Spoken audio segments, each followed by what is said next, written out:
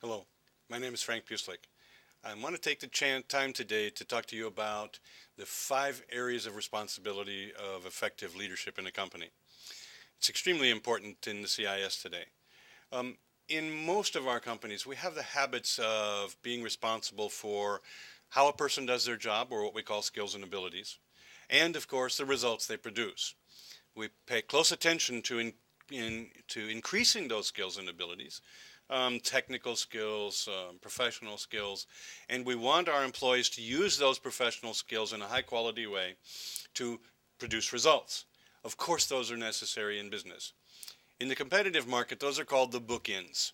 They're important, they're valuable, but they're 2 out of 5. There are 3 other areas of responsibility for great leaders. And those 3 areas in the competitive market are just as important in the skills and abilities and, of course, results. What are they? The third one, is called standards and procedures. What does it mean? Every time a person does a job, they are using behaviors to accomplish tasks. One of the things in the competitive market that's incredibly important is that the leader and the employee figure out exactly what those behaviors should be. Those behaviors are called standards or possibly procedures. Some companies go overboard, like McDonald's, and absolutely make certain of every single behavior in every single moment of a person's work life, work job. But it's not necessary for most of us. But we do need to pay attention to how people do their work.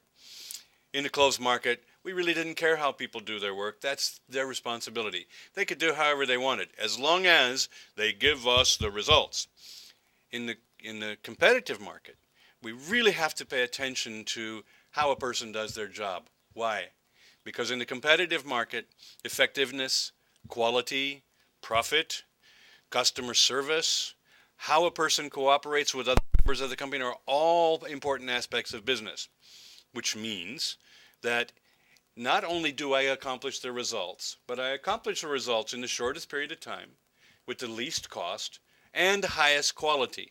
Now, how do you do that? By constantly increasing the quality of your procedures.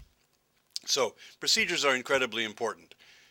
And, of course, skills and abilities, and how those skills and abilities are used on a day-to-day basis, incredibly important. And results. But now we have 3. What's another one? Another one is called professional organizational behavior. What does that mean? In the closed market, we really didn't emphasize a lot how a person's organizational behavior affected results, because it was kind of automatically understood that you do your job, you have your skills and abilities, your professional technical expertise, and you do your job.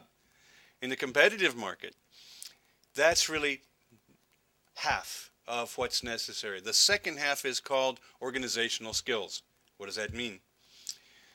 How you run a meeting, how you analyze a report, how you write an action plan, how you solve conflict, how you use the hierarchy effectively, how you deal with your professional information skills, how you communicate with other people.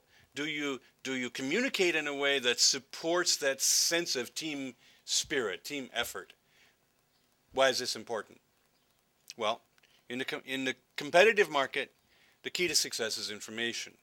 Information comes from people in most cases. So how does that work? You must be able to have successful, comfortable interactions between all the people. They must have good meetings. They must have good information procedures. They really have to work as a well-working team. In competitive business, a company is a team, and that team has to work well together, just like any football team on the field. If you can have a lot of star players, but if they're not working together, it's simply not going to work. You're not going to win the game. And in competitive business, that's very important. You don't win, you don't survive. What's the last one? We call it the ghost.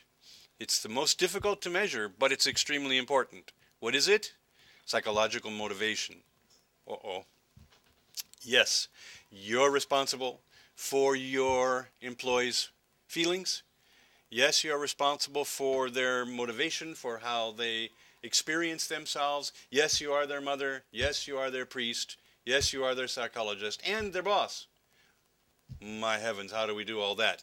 Psychological motivation is the drive that gets people to believe in themselves and the company.